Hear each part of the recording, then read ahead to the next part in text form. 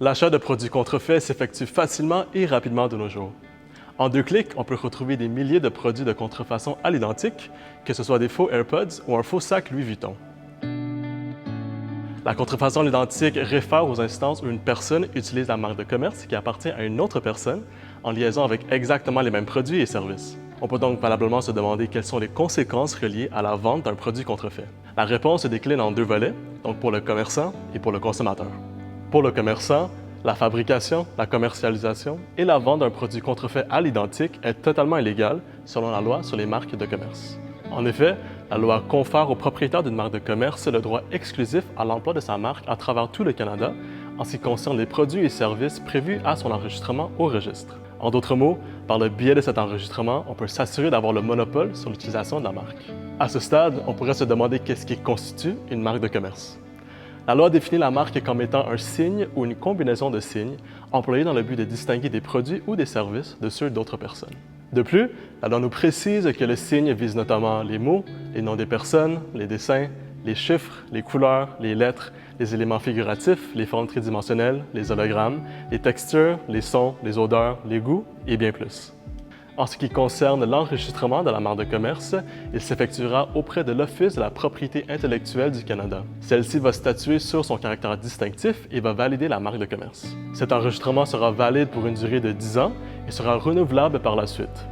Ça fait en sorte que le droit des marques constitue l'un des seuls droits qui pourrait être éternel. On doit préciser que l'enregistrement de la marque de commerce n'est pas obligatoire.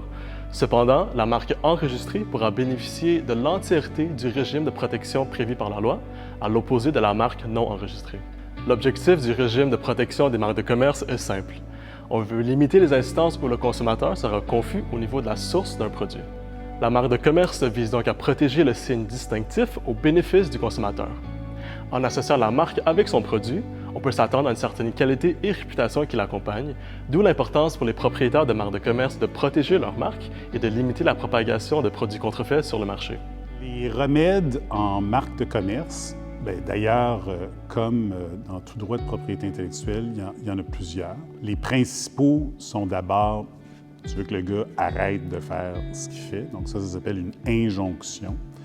Après ça, on peut également avoir la remise ou la destruction des items contrefaits. Le nœud de la guerre, c'est l'argent. Là, au niveau de l'argent, il y a plusieurs options.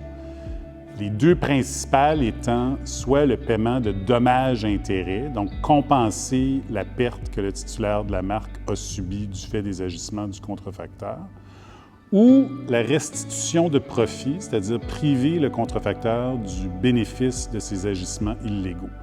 Honnêtement, en contrefaçon, on va plus souvent qu'autrement opter pour les dommages plutôt que la restitution de profit, pour 2 raisons principales. Règle générale, le contrefacteur ne tiendra pas une comptabilité parfaite. Et d'autre part, souvent, les profits du contrefacteur n'ont rien en commun avec le dommage subi par le titulaire. En ce qui concerne le consommateur, la possession en toute connaissance de cause d'un produit contrefait n'est pas illégale. Évidemment, pour le consommateur qui espérait acheter un vrai produit, la réception d'un produit contrefait devient alors une expérience plutôt désagréable, voire même dangereuse. Dans les faits, le plus gros inconvénient de l'achat d'un produit contrefait réside dans l'absence de fiabilité, de qualité et de garantie sur le produit, et dans certains cas, même un danger pour la santé. Maintenant, quels sont vos recours? Les recours offerts aux consommateurs victimes de cette fraude sont multiples. Les dispositions générales en matière de contrat dans le Code civil du Québec permettront aux consommateurs de recourir au vice du consentement pour se faire rembourser. Le même recours est prévu dans la Loi sur la protection du consommateur dans le cas où ce consommateur se ferait exploiter de manière abusive. En d'autres mots, l'acheteur pourra exercer un recours puisque le produit contrefait et vendu ne correspond pas à ce que l'acheteur avait consenti à acheter initialement, soit le vrai produit. Ça peut donc constituer de l'exploitation abusive du consommateur. Le site Internet de l'Office de la protection du consommateur offre de l'information concernant les démarches à suivre auprès du commerçant. Il est aussi possible de déposer une plainte directement auprès de l'Office pour les cas plus sévères. Pour plus d'informations et découvrir nos différents services, visitez le site Internet de la Clinique juridique de l'Université de Montréal.